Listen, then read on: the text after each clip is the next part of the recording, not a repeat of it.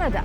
At the time, reports said there were mass graves of Indigenous children found at residential schools in the North American country. Some of those schools were run by the Catholic Church. According to a new report, the recent excavation of 14 alleged burial sites unearthed no human remains. Excavation is getting underway at a Catholic church near a former residential school in Manitoba. A search using ground-penetrating radar found 14 anomalies beneath the church's dirt floor on the First Nation about 400 kilometers northwest of Winnipeg, indicating the possibility of unmarked graves. The graves of at least 21 Indigenous children are believed to have been found in Grand Junction, Colorado.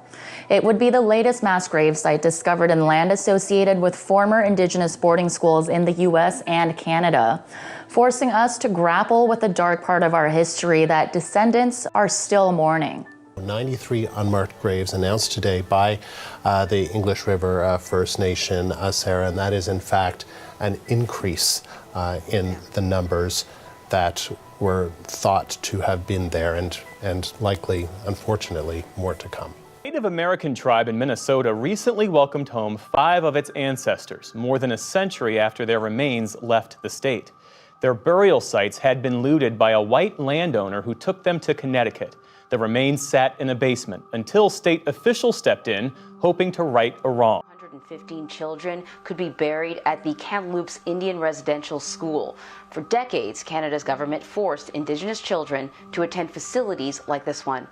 Researchers have identified at least 4,100 children who died while attending these schools. Starting in the 1880s and much of the 20th century, more than 150,000 children from hundreds of Indigenous communities across Canada were forcibly taken from their parents by the government and sent to what were called residential schools.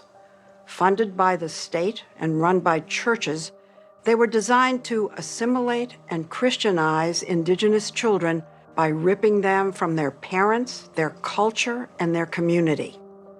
The children were often referred to as savages and forbidden from speaking their languages or practicing their traditions. As Anderson Cooper first reported last year, many were physically and sexually abused, and thousands of children never made it home.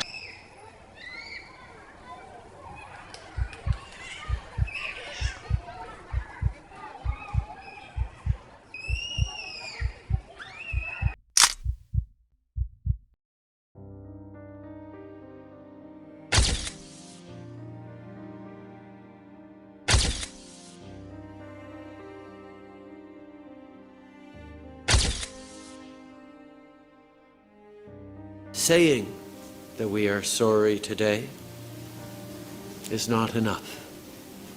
It will not erase the loneliness you have felt. It will not undo the harm you have suffered. It will not bring back the languages and traditions that you have lost.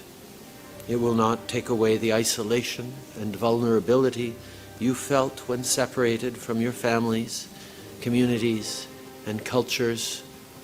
It will not repair the hardships you endured in the years that followed as you struggled to recover from what you experienced in the schools and move forward with your lives. But today, I'm here to tell you, on behalf of the Government of Canada and of all Canadians, that this burden is one that you no longer have to carry alone. It is my sincere hope that you can finally get some closure, that you can put your inner child to rest, that you can finally begin to heal. The treatment of Indigenous children in residential schools is a painful chapter of Canada's history that we must acknowledge and confront. For too long, it's a chapter we chose to skip, a chapter we chose to leave out of our textbooks and our story. Out of shame, out of denial, Canadians and their government have turned a blind eye on this story because it runs counter to the promise of this country and the ambition of its people. It's time for Canada to acknowledge its history for what it is: flawed, imperfect, and unfinished. It's time for us to recognize our failings in tandem with our successes and live up to our principles we cherish and ideals we hold. Alberta government has announced it will provide $8 million in funding for Indigenous communities in the province to search for unmarked burial sites at former residential schools. The announcement comes less than a month after 215 unmarked graves were found at a former residential school in Kamloops, British Columbia. It is a pilgrimage of penance. On a rare overseas trip, an aging pontiff hoping to right a historic wrong. Thousands of Indigenous people in Canada gathered on these sacred grounds. The words you share with us will echo the true healing and real hope throughout many generations to come. Many emotional, waiting for an apology more than 100 years in the making.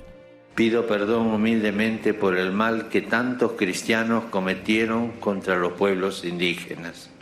Pope Francis pleading for forgiveness on the very soil where decades of harm unfolded in Canada's residential school system, most of those schools operated by the Catholic Church.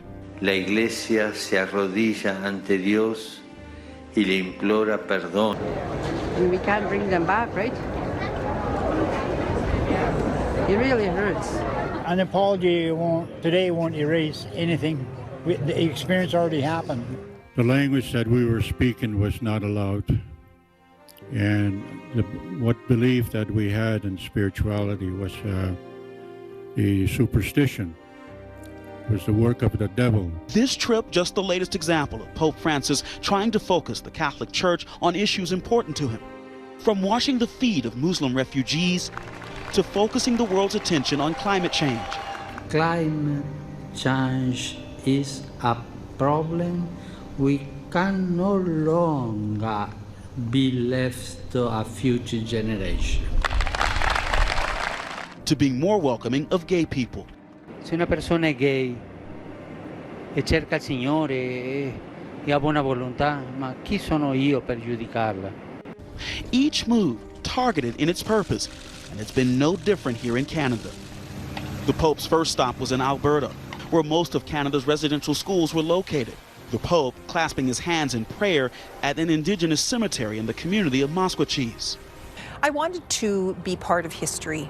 I wanted to witness this myself and to hear the Pope say that he is sorry. Dr. Cora Voyager drove 4 hours to see Pope Francis. She went to a residential school at just 9 years old with her 2 sisters.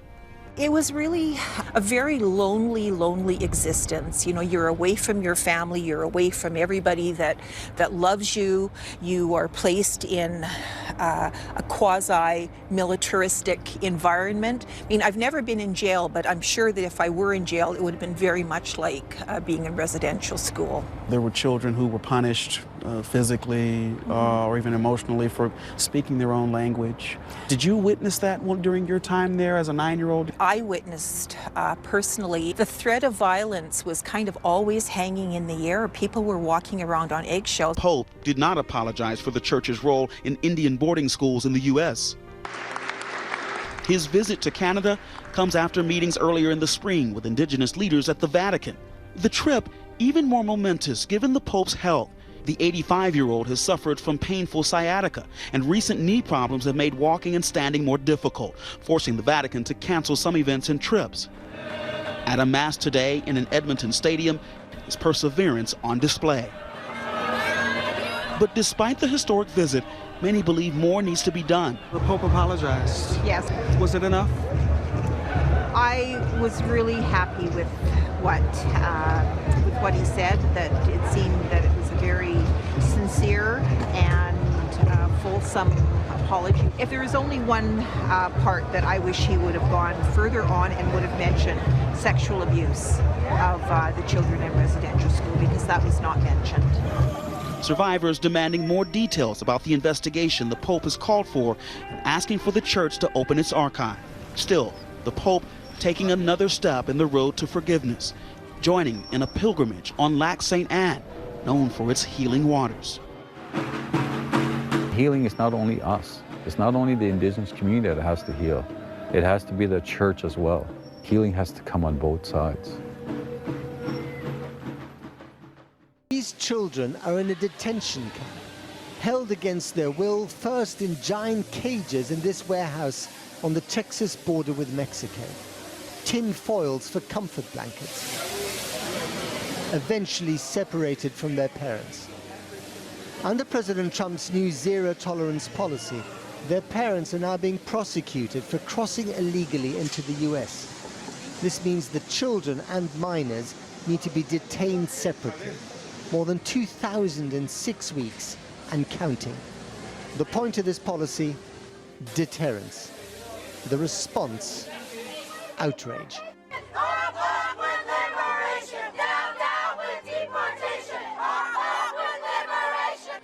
They were scared, and you know, I looked at this young child, and she would not get out of her mother's embrace. She did not want to be set down. She was very nervous, and her mother breastfed her for a while. She tried to calm her down, and the Border Patrol, they took people's names, they looked at their IDs, found out which countries they came from, and everyone, one by one, was searched before the Border Patrol transported them to a processing center. And when it came the turn of this mother, they asked her to set her child down. And she very reluctantly did. As soon as the little girl, as soon as her feet reached the ground, she broke out in tears. It was very emotional. As a father myself of 2 girls and a young boy, a toddler, it hit me very hard. I was able to photograph that scene for less than 10 seconds, very few pictures before they were put into a van and taken away, and I had to take a few deep breaths myself. It's very hard for most Americans to put themselves in the shoes of someone who's coming across a river, escaping violence in their own country. That said, I think that pictures that make people feel are the ones that we remember. I take photographs almost every day in my job. I'm a photojournalist. I've been doing this for over 25 years.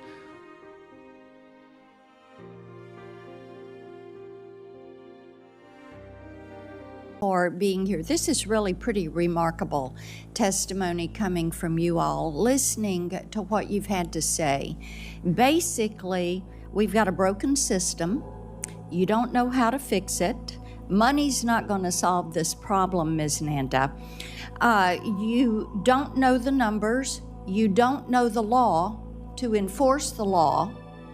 So what comes across is that we've got a Homeland Security team here that doesn't believe in securing the homeland because you don't care enough to go deep enough into the issue to be able to define the problem and be able to fix it.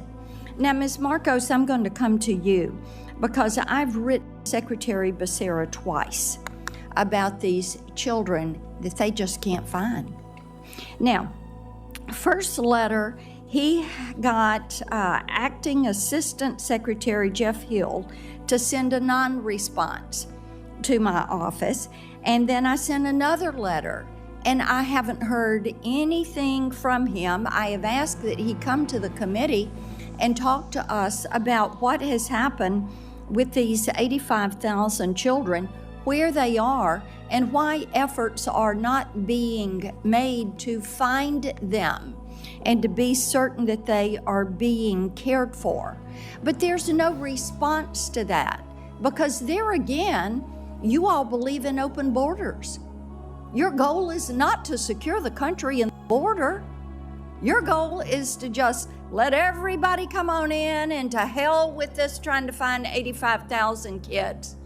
You didn't vet the sponsors right. You did not do an FBI background check. Imagine that. You loosen what is required of people, and then you want to come here and say we need more money so we can do our job. All right, Ms. Director Marcos, Linda Brandmiller, do you know that name? And keep your mic on. I'm aware of that name. You're aware of that name. And Jaylyn Solong, you know that name? Yes. Okay, and you know that both of these women were whistleblowers. And both of these women were fired for being a whistleblower. Are you aware of that? Senator, Quickly, my time's running out. Fast, go. I'm not aware of the specifics. You're not aware of the specifics. Do you know who approved this retaliation against the whistleblowers? You do not know.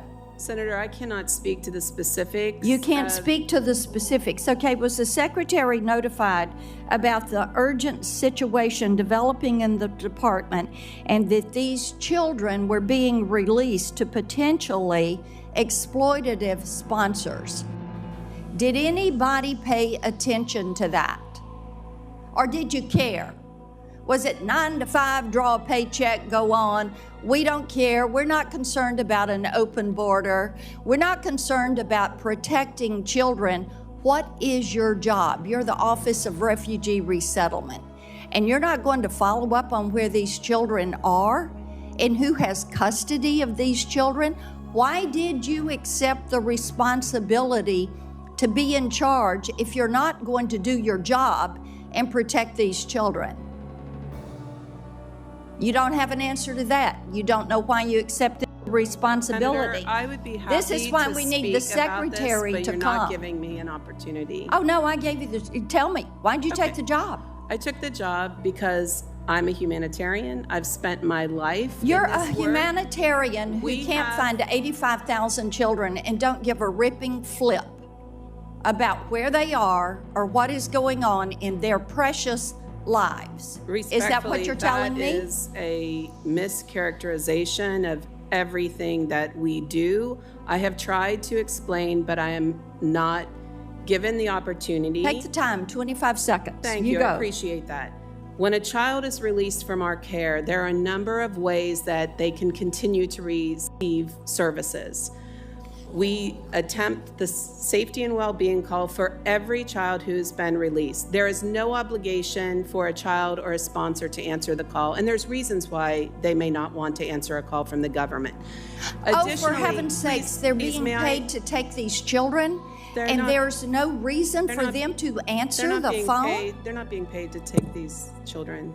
Sorry. May I finish, please? Yeah, they are. Go ahead. They also, post-release services, over 50% of our children, we are working hard to get post-release services for all children. These people say they are mine. They honor me with their lips, but their hearts are far from me. And their worship of me is nothing but man-made rules, learned by rote. Because of this, I will once again astound these hypocrites with amazing wonders. The wisdom of the wise will pass away, and the intelligence of the intelligent will disappear. What sorrow awaits those who try to hide their plans from the Lord, who do their evil deeds in the dark. The people burn incense to foreign gods, idols never before acknowledged by this generation, by their ancestors, or by the King of Judah. And they have filled this place with the blood of innocent children. They have built pagan shrines to Baal, and there they burn their sons as sacrifices to Baal. I have never commanded such a horrible deed. It never even crossed my mind to command such a thing. Beware of false prophets who come disguised as harmless sheep, but are really vicious wolves. You can identify them by their fruit, that is, by the way they act. Can you pick grapes from thorn bushes, or figs from thistles? A good tree produces good fruit, and a bad tree produces bad fruit. A good tree can't produce bad fruit, and a bad tree can't produce good fruit. So every tree that does not produce good fruit is chopped down and thrown into the fire. Yes, just as you can identify a tree by its fruit, so you can identify people by their actions. True disciples.